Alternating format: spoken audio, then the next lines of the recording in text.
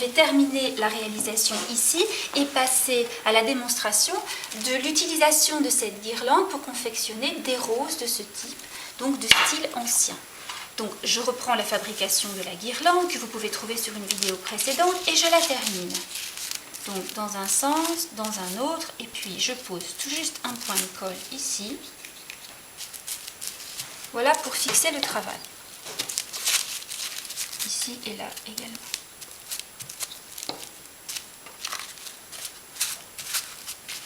Voilà, maintenant que ma guirlande est faite, je vais la déplier et l'étirer.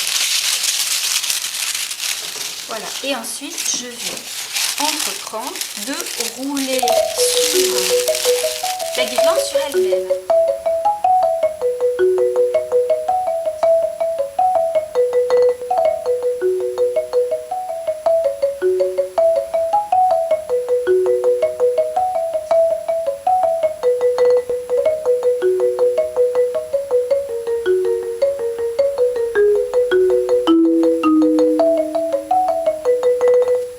J'ai prévu un élastique ici que je vais enrouler.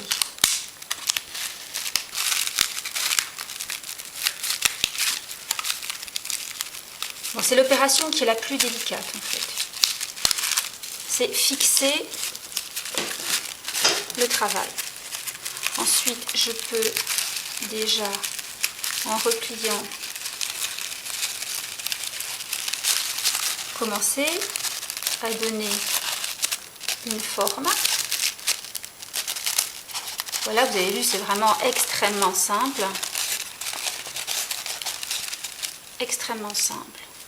Donc ensuite, j'ai découpé et j'ai tracé une feuille que je vais ici encoller en son centre avec un petit fil de fer. Je vais la replier et fixer avec de petites épingles le collage. Voilà.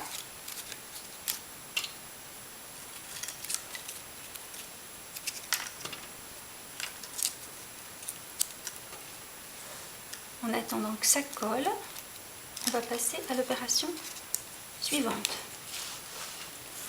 Alors ensuite, j'ai prévu une petite bande de papier crépon ici. Je vais positionner de la colle de ce côté-ci et puis de l'autre côté. Je prends un morceau de fil de fer pour réaliser la tige et je vais doubler ici l'accroche avec le fil de fer. Ce qui va me permettre de positionner ici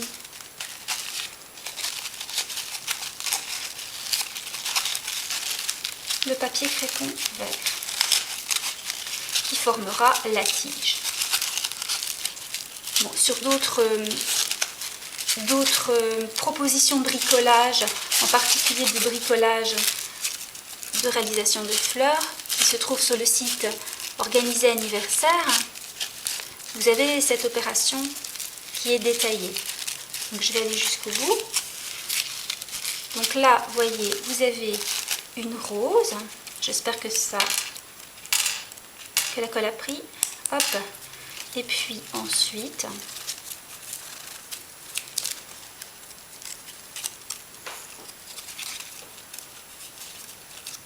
ça n'a pas encore tout à fait collé. Vous allez replier les feuilles de cette manière-ci pour leur donner un aspect plus naturel.